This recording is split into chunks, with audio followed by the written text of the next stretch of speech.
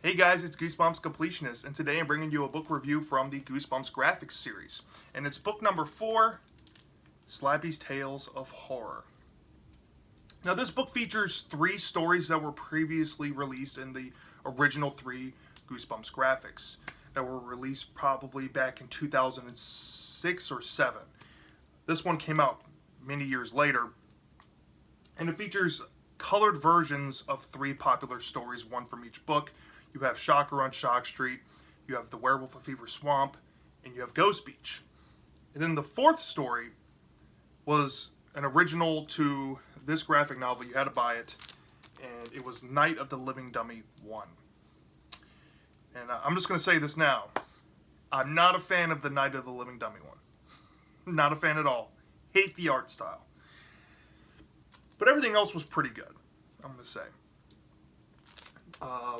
This is the first Goosebumps Graphix I've read. I don't have the first 3 yet. I have to get my hands on them at some point. But this was a pretty good introduction. To my knowledge, the ones that came before it were black and white. These were in color, and I have to say, I was pretty impressed. How I'm going to go about grading this book, or rating the book, is how well the art felt, how good of an adaptation it was, and how faithful it was. Basically, that's all I'm looking for. So let's get into the stories here. So the first story was done by Jamie Tollickson, and he did, he or she, I'm sorry, I don't know. They did A Shocker on Shock Street, and this story was pretty good. Well executed, great art, felt like the pace of the book. It kind of improved on some things, kind of cut down some filler, which I really enjoyed. And don't get me wrong, I love Shocker on Shock Street, but the filler being cut out in this was really good. Very well executed. I love the way the colors popped. It's probably my favorite story as far as art goes. So, yeah, that story was really good. The next story, The Werewolf of Fever Swamp. As you guys know, I'm doing the Werewolf review-a-thon. That's why I wanted to review this. This was pretty solid for what it was. I'm not the biggest fan on the artwork. I think Gabriel Hernandez did the art. I don't know, something about his style seems kind of wrong. and not in the sense like it's like anatomically wrong, but it just feels unnatural to me. It's not easy on the eyes sometimes, but the story was very well adapted. I liked that it basically got to the point with all of the key, integral stuff of the book, cut down the filler. So, I can't really complain too much. I really liked The Werewolf of Fever Swamp. Then the third one was done by Ted Nafé, and that was Ghost Beach.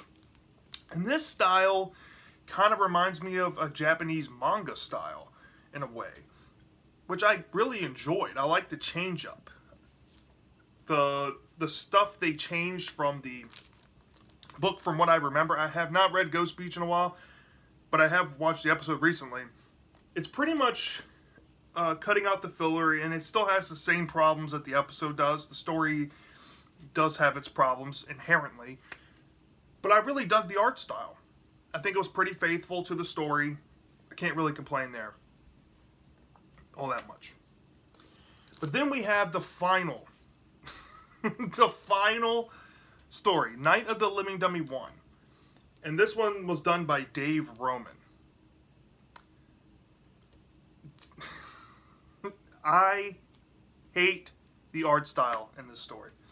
It just totally takes away from what I've ever had in my head about the book. After seeing this, I can't unimagine it. So now it's permanently stuck in my brain every time I think of Night of the Living Dummy. Unfortunately. The art is pretty much terrible. It's drawn like Art Baltazar, who does a bunch of covers and stuff for comic books. Not a fan of his art. Dave Roman reminds me of him. Not my favorite. But anyway, the story was pretty accurate for the most part. Cut out a bunch of filler. They added a bunch of stuff in here. Well, not a bunch, but they added a few things in here that I don't remember reading in the book. And I read the book recently for a podcast. I feel like Dave kind of ruined Night of the Living Dummy a little bit for me after reading it. But yeah, that's basically how I felt. Overall, I think this, for the price it's at, like $13, I think you should probably try to find one used. This is not the greatest graphic novel ever, but it does have some good stuff in it.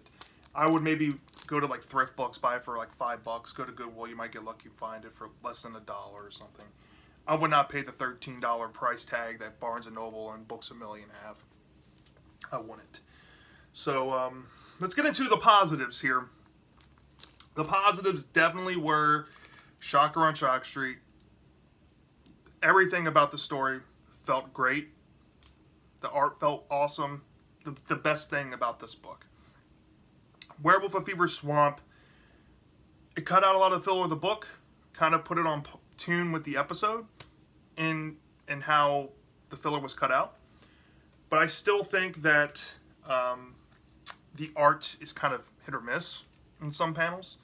So that's a slight negative. I really dug the art style in Ghost Beach, but the story still has its problems. So still going to get knocked down a little bit for the story. Even though with the filler cutting and stuff, that kind of helps. It's still not the greatest story. And then Night of the Living Dummy was basically cut down to maybe what the episode may have looked like if they ever did it back in the old show. But the art is absolutely terrible, and I could hardly keep my eyes on the pages to read this thing because it was that hard to look at. So, all in all, what would I rate this? I'm not going to deduct anything from Shocker, so Shocker is going to get a perfect 5.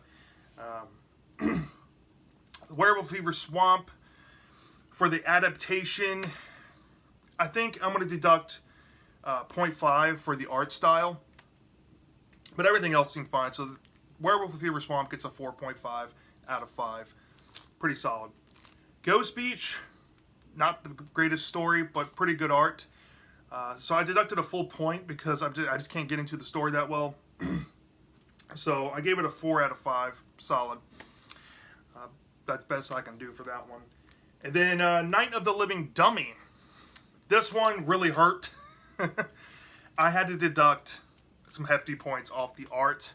I deducted a full 2 points, and then I deducted 0.5 just for the extra punch in the gut it gave me. I just hated how it will forever affect how I think about Night of the Living Dummy 1. So that one would get a 2.5 out of 5. So all in all, I think if I had to rate the whole book, to be fair, I think I'll give this one a solid 4 out of 5. There's a lot of fun to be had with this. Like the first 2 stories, Shocker and Werewolf, will definitely be worth your time. Ghost Beach has some great art to look at. You'll enjoy it. However, Night of the Living Dummy, I don't recommend it if you are used to seeing like movie Slappy, TV show Slappy. Once you see Dave Roman Slappy, it just dumbs down the whole book. Because Night of the Living Dummy is a scary book. It's a great book. And I feel like this was kind of an injustice to that book, in a way. And that one was the big drawback. And basically, if you were to buy this, this would be the exclusive story you would get. And that's the sad part. So, yeah, 4 out of 5 stars for this Graphix. Let me know in the comment section, guys. Did you love or did you hate this graphic novel book with these 4 stories? I'm dying to know, and I'll see you next time.